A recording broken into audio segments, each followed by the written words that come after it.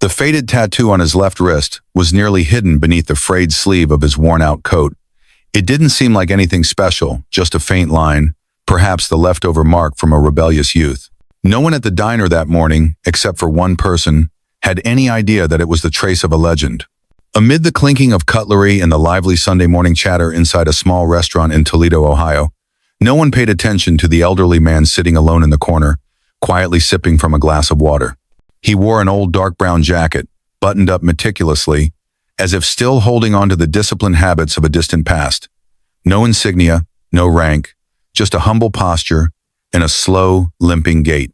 Howard Mitchell, 82 years old, once served as a logistics specialist for SEAL Team Bravo. Now, he was just another nameless old man in the eyes of busy diners. A group of middle-aged men whispered among themselves before letting out a chuckle. One of them sneered, lifting his eyebrows toward Howard. "That tattoo's probably fake. Picked it up at a souvenir shop." The mocking words floated through the air like a breeze, light but sharp enough to stir a quiet ache in someone who had once served from the shadows, who had once fought without needing medals, and who had once lost his closest brothers in arms. A waitress approached him, her voice soft but distant. "Sir, a few customers are feeling uncomfortable. Would you mind sitting in our outdoor area instead?" Howard said nothing. He nodded slowly and stood up, gripping his cane tightly in his left hand, his right lifting a tray with a simple meal of eggs and toast. The diner door opened gently, and the light fell across his white Hariak step. He took outside carried not just an old man, but a piece of history slowly slipping away. The way Howard Mitchell walked to the outdoor seating area reminded one of a man trying to hold on to something far greater than his frail body and limping steps. Each movement carried the invisible weight of memory, of years long gone, years that the world seemed to have forgotten or perhaps chosen not to remember. After the war, Howard didn't bring much back with him. No medals, no framed certificates on the wall. All he kept, tucked neatly inside a small wooden box, were a dented Zippo lighter, a handwritten letter on yellowed paper, and a chain bearing a tiny metal tag engraved with 3 letters, DKH, the initials of his closest comrade, David Kinley Harrington. That lighter had been passed back and forth between him and David during each mission through the jungles of Southeast Asia. On its casing, carved with a combat knife, were the faint, time-worn words, "We make it home, together." But they didn't make it home together. David fell during their final ambush at the Laos border in 1972. Howard, who lost a leg in the same explosion, survived not by strength, but through memory, duty, and an unfulfilled promise. He kept David's necklace for more than 50 years, as if letting it go would cause everything else to vanish into oblivion. Howard's life after the war had no glory. Returning to his hometown in Indiana, he opened a small repair shop on a quiet street corner, where he only charged if customers could afford to pay. He taught mechanical skills to young men who couldn't attend college, fixed cars for single mothers free of charge, and every morning walked his dog, greeting each neighbor with a gentle smile. But no one knew about the nightmares that sometimes woke him drenched in cold sweat, his trembling hand clutching the necklace. No one knew that the man who often bowed his head once coordinated a rescue mission that brought 12 soldiers home safely through enemy-controlled terrain, nothing but his photographic memory and unrecognized courage. He lived quietly, just as he had served in silence, but never in forgetfulness. And each year, on the 11th of November, he chose a random diner, carrying his old wooden box, to honor a long-ago promise from long ago, a breakfast that David would never return to share. In Howard's world, scars didn't need to be seen, but the keepsakes he carried were quiet, steadfast proof of a brotherhood that never died. For Howard, this morning's breakfast wasn't just a Veterans Day discount, it was a silent memorial ritual, a promise that must never be forgotten. Every year, he made this quiet pilgrimage with reverence, as if stepping into a sacred cathedral known only to him. The meal, whether cold or plain to the point of insignificance, was never the focus. What truly sat on the table was memory, loyalty, and the unseen presence of someone no longer here. From his breast pocket, he pulled out a small, time-worn Eitman old letter from 1972, the corner frayed, the blue ink smudged, but each word etched into his heart like a scar that never healed. "Mitchell, thank you for bringing my men home. You're the quietest soldier I've ever had the honor to command." The signature at the bottom remained clear: Captain Don Hayes, who passed away not long after writing that letter in another silent mission. Beside the letter was a black and white photograph, slightly cracked in the upper corner, where sunlight pierced through the jungle canopy of Southeast Asia. In the picture stood 9 young soldiers' boys, barely in their 20s, rifles in hand, eyes glowing with hope. They stood deep in the forest, boots caked with mud, shirts soaked in sweat, yet smiling as if tomorrow held a picnic. Next to Howard stood David Kinley, raising a hand as if waving, squinting in the sun, his mischievous grin frozen in time. That very night, in a makeshift tent of canvas and rope, David whispered into Howard's ear, still with that familiar teasing tone, "When we make it back, breakfast is on me at this dump. Don't forget, Mitchell SEAL honors on the line." Oh, Howard still remembered that firm handshake before their unit split for the mission. Still remember the steady footsteps across soft earth, the hum of insects mixed with distant helicopter blades. And then an explosion. Everything was swallowed in a wash of red and choking smoke. 6 miles before the extraction point, David fell, blood soaking the front of his uniform. Howard awoke on the chopper, his right leg gone and his best friend with it. For over 50 years, he had honored that breakfast each Veterans Day as a way of keeping the promise. No ceremonies, no one needed to know. But for him, each bite of toast, each sip of black coffee, was where David still lived in memory, in silence, and in a vow that never ended.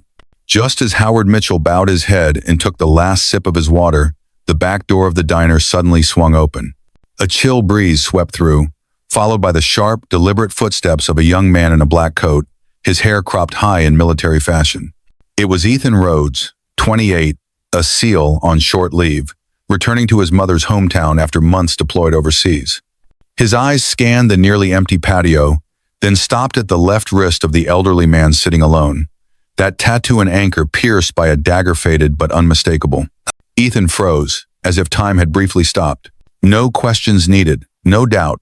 He immediately knew this wasn't just any veteran, this was the very man they had spoken of in training, the one their commanders referred to with reverence, Mitchell G8.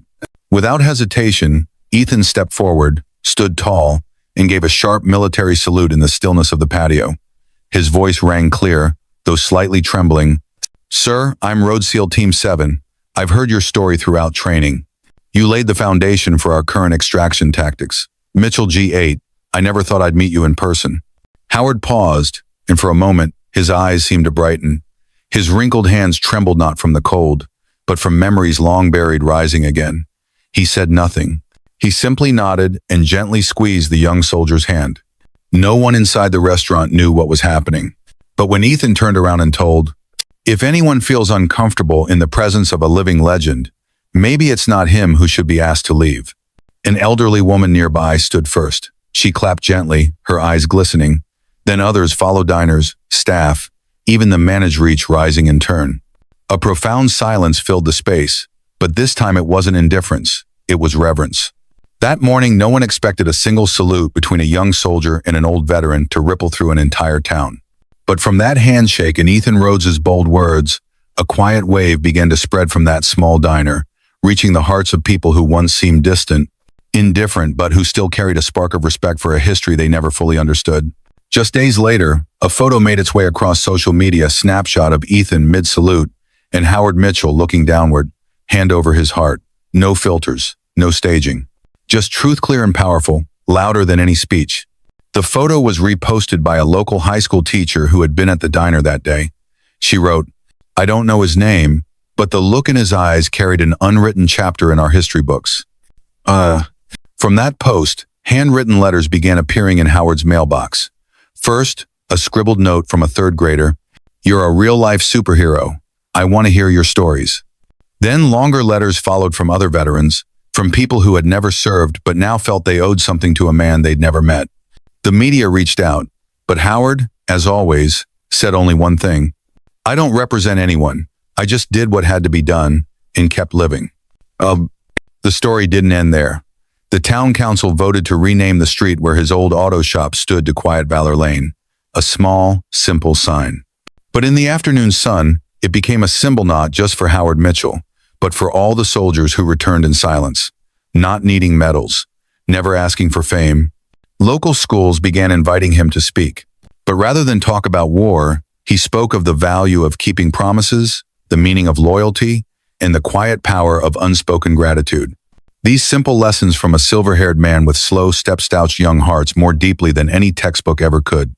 And so, from a faded tattoo and an unfulfilled promise, Howard Mitchell's story quietly spread, just like the way he lived, silently, but never without meaning. 3 years after that breakfast with Ethan Rhodes in the small Toledo diner, Howard Mitchell passed away peacefully in his sleep, inside the modest home he had lived in for nearly half a century. No flashing cameras, no flags draping city squares. But when the news broke, the town seemed to pause. People who had heard him speak, the person who had received help fixing an old car, or had written him a thank you note, felt something quietly fall.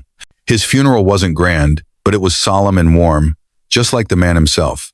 6 young SEALs, including Ethan, now a training commander, stood in uniform, stepped forward, lifted the flag-draped casket, and bowed in unison.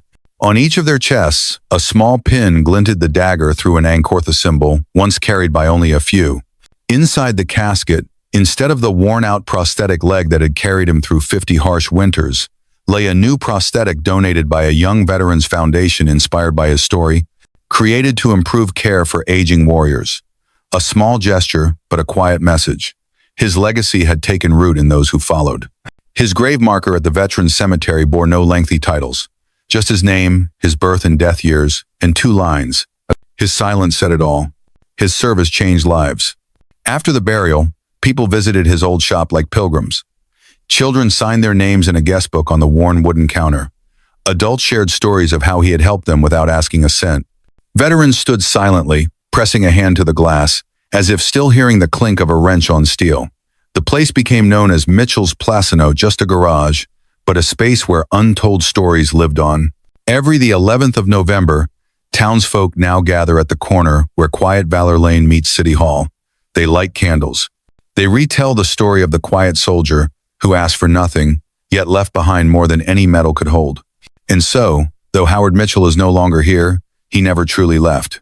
He lived a life without noise, without applause, but each step he took left a mark on those who listened closely. Not every hero wears a badge. Not every hero stands on a stage. Sometimes, they just sit alone at a corner table, lifting a glass of water, carrying in their heart a promise never fulfilled. His story isn't just about war. It's about loyalty, resilience, and the power of a promise.